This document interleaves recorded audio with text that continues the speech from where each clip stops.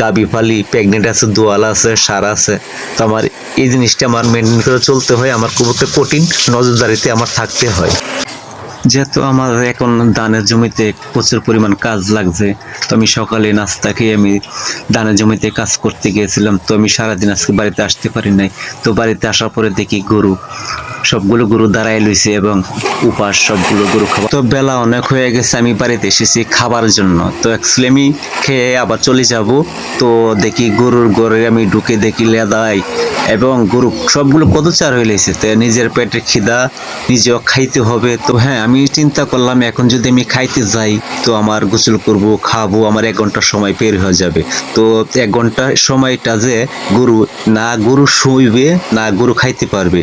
তো ভাবলাম না, নিজে এখন খাবো না, গরুকে খাবার আবার তো হালকা পরিমাণ খাবার আমি দিয়ে নেই, তারপর নিজে গোসল করব, খাবো, পরে বিকালে এসে আবার ভরপুরভাবে খাবার দিব। অ্যাকচুয়ালি গরুর খাবার যদি শর্ট থাকে অ্যাকচুয়ালি আমার ভালো লাগে, তবে আমি নিজে কষ্ট করতে লাগছি, কিন্তু গরুকে আমি কষ্ট দিতে পারি না। কারণ একটা গরু যদি খাবারের জন্য বেমান দেয়, তো আমি যেখানে থাকি না কেন, যদি আমার কানে শব্দটা পচায়, তো আমি বাড়িতে আসি, বাড়িতে এসে দেখি গরুর কি খাবার শর্ট না কোনো সমস্যা হলো, তো আমি এইগুলো জিনিসটা ফলো করি। আর বিশেষ করে যে গরু অ্যাকচুয়ালি পালেন, হেরা গরুর প্রতি একটা নেশাই অন্যরকম। তো আমার এই নেশাটা তো এরকমই। তারপরে এমন আমার খুব চিন্তা থাকে, যেহেতু আমার গরুর ঘরে ষাঁড় থাকে এবং প্রেগনেন্ট গাভী আছে, দোয়াল গাভী আছে। তো দেখা গেল কি বাইশ একটা ষাঁড় দড়ি ছুটটা গেল বা একটা গাভী ছুটটা গেল, তারপর তো বিরাট বড় একটা দুর্ঘটনা ঘটাইতে পারে। এই জন্য আমার একটু গরুর প্রতি একটা আলাদা একটা খেয়াল থাকে। কারণ প্রায় সময় হাড় সুইটটা জায়গা, প্রায় সময় গাভী সুইটটা জায়গা। তো সুইটটা গেলে কিন্তু বড় একটা বিপজ্জনক এবং একটা ক্ষতিগ্রস্ত আমি হইতে পারি। দেখা গেলে একটা গাভীর একটা ফার মারলো বা একটা গাভী গিয়ে হাড়ের ফার মারলো, তো আমি যেহেতু এক গড় হাড় ফালি, গাবি ফালি, প্রেগনেন্ট আছে, দোয়াল আছে, সার আছে।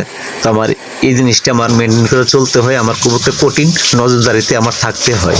তবে হ্যাঁ, সব কিছু মিলে আলহামদুলিল্লাহ আমি ভালো আছি। এই ফার্স্টে যখন আমি গরু পালাম, আমি বহুত মানুষের নানান কথা বলছি, বাকি ভয় দেখাচ্ছে, এমন হবে হেমন হবে বা লস হবে। এখন আলহামদুলিল্লাহ আমি লসের খাতার মধ্যে এখনো অ্যাকচুয়ালি আমি যাই নাই। তো আলহামদুলিল্লাহ লস আমার হবেও না যদি আল্লাহ যদি মাইর না দেয়। একটা কথা আছে না, লাখে আল্লাহ মারে কে। তো আমার ক্ষেত্রে আমি তো এটা বিশ্বাস করি, আল্লাহ যদি মাইর না দেয় মানুষ আমার মার দিতে পারবে না কখনো। কিন্তু আমার এটা বিশ্বাস। ভিডিওটা আমি লম্বা করলাম না, তবু আমি গরুর প্রতি যে কতটা কেয়ার থাকি এটা বোঝানোর জন্য আমি শর্ট একটা ভিডিও বানাইলাম।